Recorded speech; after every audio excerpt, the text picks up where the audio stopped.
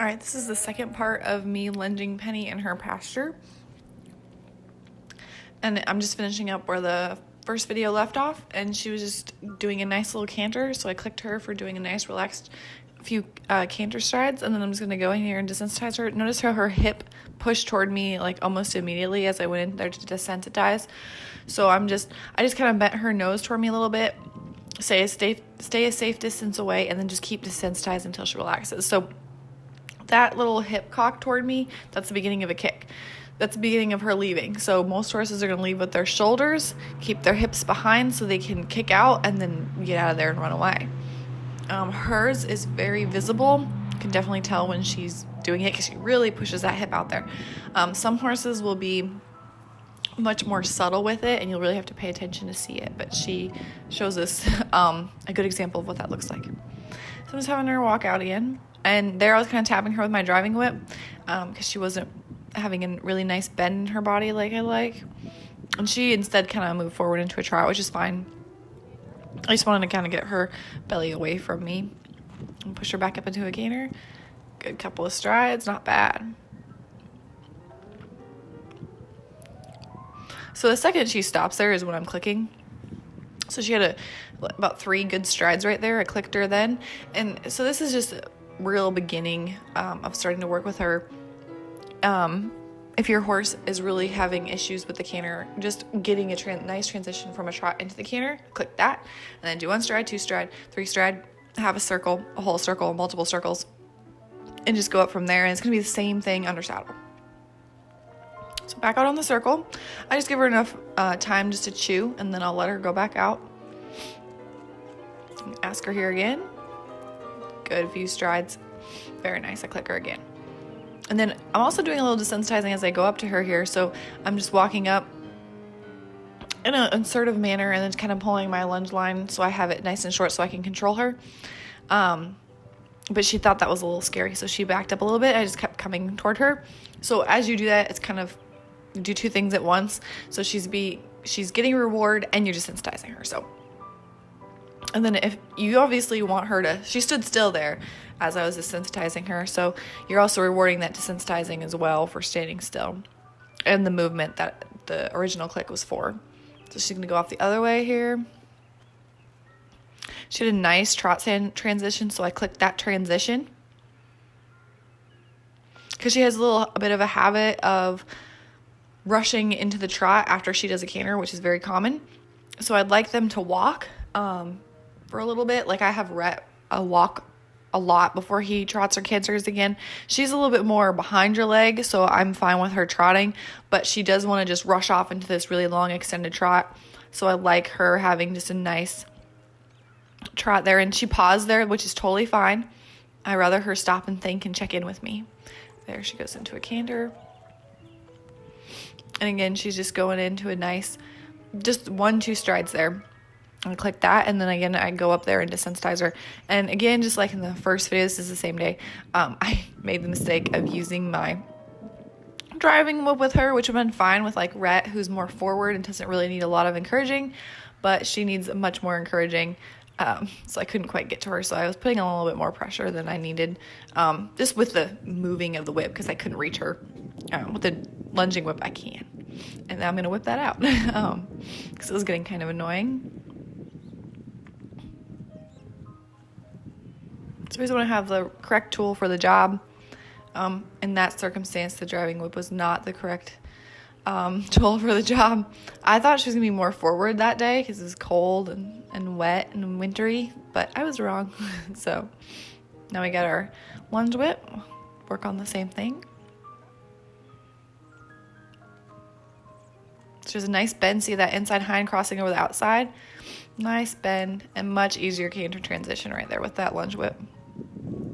She does a couple of good strides, a clicker, and now she's getting that bonus desensitizing. So I'm just coming up. She's getting a little worried.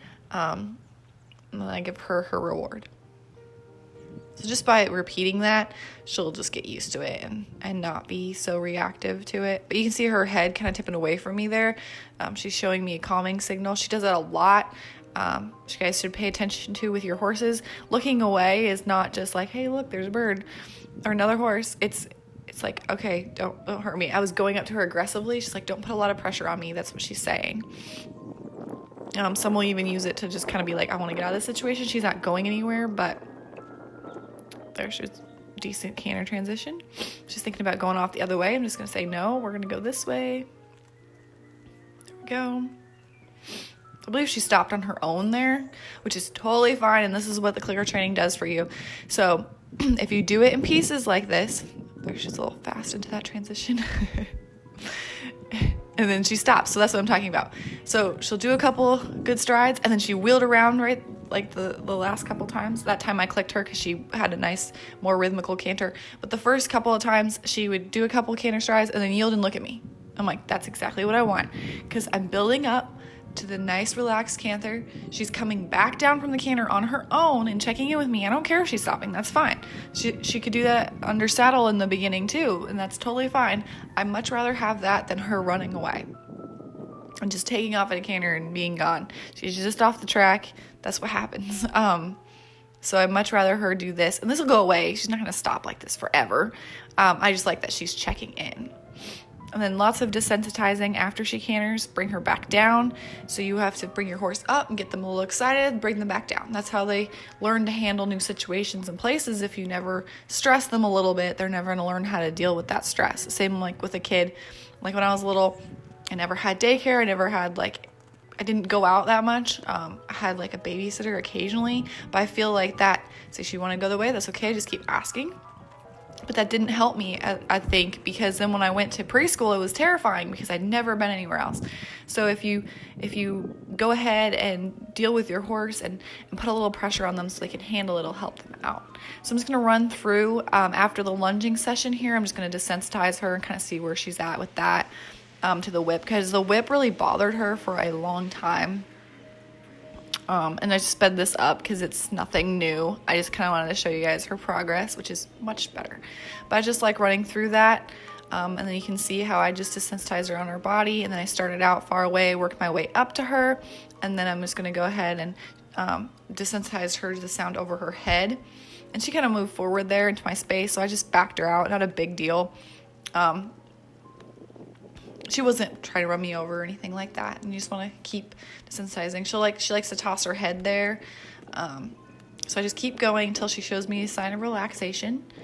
So she's tossing her head there. So she blinked her eyes and then licked her lips, so I stopped. See, when she's tossing her head there, though, I just keep going. And the lick and chew has to be accompanied with something else. And that has to be like a slow head neck lowering or an eye blink. But she had a real habit there in the beginning of just tossing her head and trying to get something away from her, because I'm sure that's worked in the past, and I just kept working through it. So there's no bugs on her. It's cold out. It's winter time. It's February. That's just a behavior that she learned to try and get rid of the stimulus that she did not like. So again, I just kind of wait till she shows me a sign of relaxation, then I move on to the next thing. She's pretty cool as I stand here and desensitize her. And really her expression doesn't change much as I get closer, and she's pretty cool with that. But I just want to wait till she shows me the relaxation. Then I pause, move on to the next thing, and see she's still got that head shaking going on. I'm just going to work through it, keep going until she relaxes and stops shaking her head. She does get over. And then she does that really fast up and down head motion, which is not relaxation. She's just trying to get rid of it. She's trying to figure out what the answer is. You just got to pay attention to those subtle details in body language. That's better. Her head stayed down. That's the difference. That's why I stopped. She's kind of looking off. She kind of doesn't really want to be with the situation without moving her feet. Those are all subtle calming signals. Like in her lips there. So I gave her a moment, and then I'm starting in. And then she's like, oh, head down. It'll go away. So I'm like, okay, that's fine. I don't want her to be shut down, but I do want her to kind of figure out the answer here. So again, a release when she's just kind of not moving. So this is a first step. I just want to release when her head is not moving and not shaking around.